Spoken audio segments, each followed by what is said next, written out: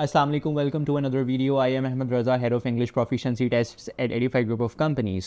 आज की वीडियो में बात करूंगा कॉमन क्यू कार्ड्स की जो अभी आ रहे हैं रिसेंटली अगस्त में आ चुके हैं, बहुत ज़्यादा रिपीट हो चुके हैं और सितंबर में भी जिनके आने के चांसेस हैं, ताकि आप उन क्यू कार्ड्स को प्रिपेयर कर लो और अपना जो आईएएस का स्पीकिंग पोर्शन है उसको अच्छे से कवर कर सको.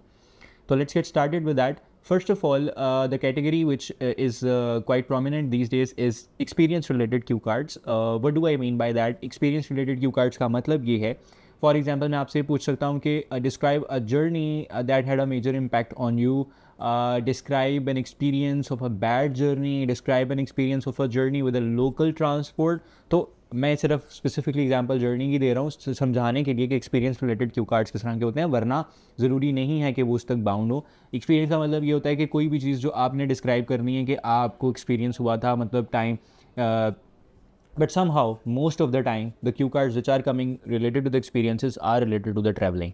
तो what I would say is कि you need to combine experience plus your traveling थोड़ा सा, तो you would have a very good cue card prepares और a range of cue cards would be prepared in that direction. अब सबसे पहले ये करो कि सोचो कि what was the best journey that you have had, और कोई worst journey experience सोच लो, उसके ऊपर प्रिपेयर कर लो.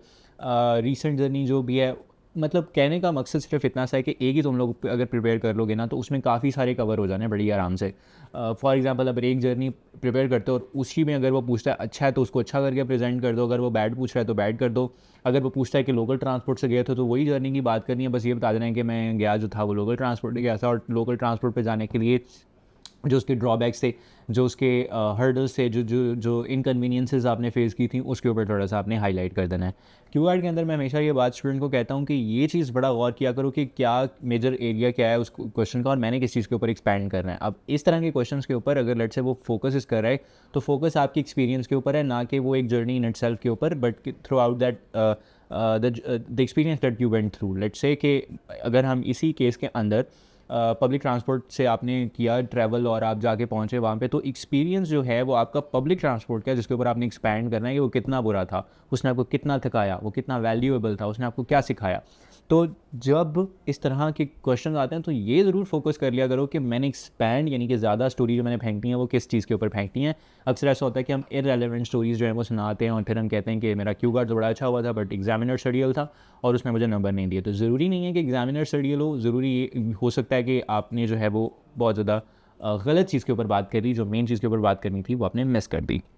Anyhow, second category is related to indoor and outdoor places.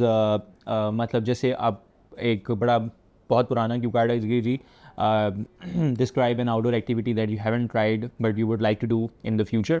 इस तरह की चीज़ें कि कोई आउटडोर एक्टिविटी जो आप ट्राई करना चाहते हो, कोई इंडोर एक्टिविटी जो आप अपने फ्री टाइम में बहुत ज़्यादा करते हो, indoor area where you can focus more, where you would like to study, आपको पढ़ने के लिए जहाँ पे कंसंट्रेशन चाहिए होती है, कोई इंडोर वो एरिया बता दो.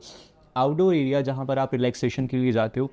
तो ये वो सारी कैटेगरीज़ हैं जो कि इंडोर आउटडोर की के एम्ब्रेला के नीचे आ जाती हैं, and these are very common these days. इसमें से बंच ऑफ क्यू कार्ड्स जो हैं वो आ रहे हैं, and this is something that you can prepare for. The third one and the most repeated one, I have been asking this since July from my students. जितने भी मेरे IELTS के students हैं उनसे, चाहे वो ऑनलाइन हो या इन पर्सन, उनसे मैं ये मेरा ख्याल है जुलाई से पूछता आ रहा हूँ. हमेशा जिसका टेस्ट पास होता है मैं उससे यही क्यू कार्ड पूछता हूँ कि जी describe a person you met at a party, describe the most memorable party you have been to. तो इस तरह के क्वेश्चन, तो पार्टी से रिलेटेड क्वेश्चन सबसे ज़्यादा रिपीट हो रहे हैं. It was the case in July, it was the case in August as well, and probably that might be the case in September. तो you should be preparing for that.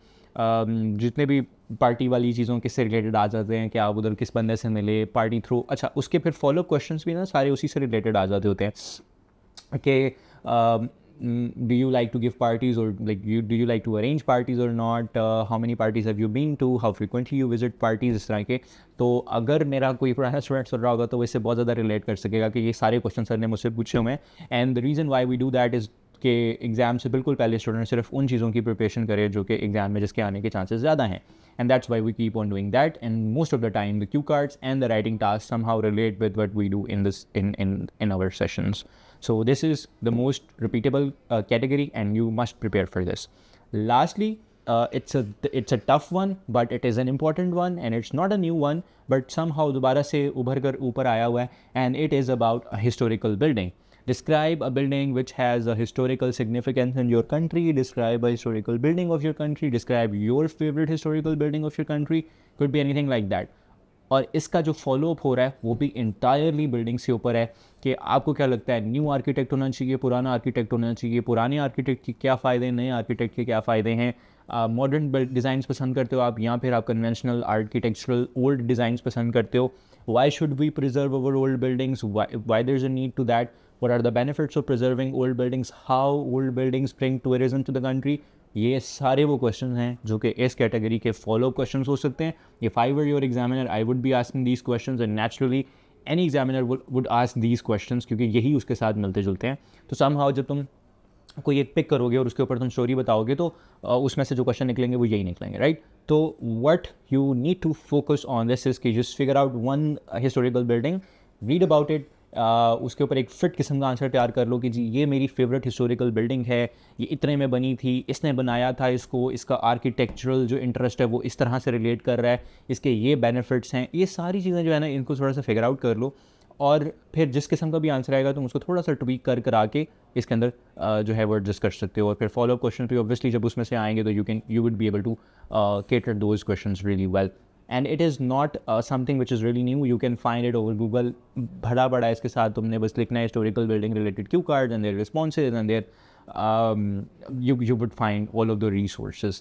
But फिर भी अगर तुम लोगों को specific information चाहिए और अगर help चाहिए और speaking one-on-one sessions चाहिए और अगर IELTS की preparation करनी है तो obviously as I always say in the videos that Edify group of companies provide online, in person, both of the services, and you can reach out to us for your preparation.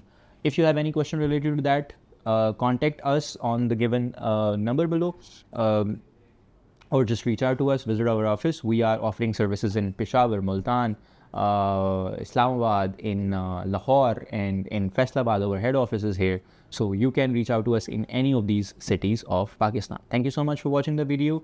If you find it helpful, please click on the like button and the subscribe button, and I will see you in the next video. Allah Hafiz.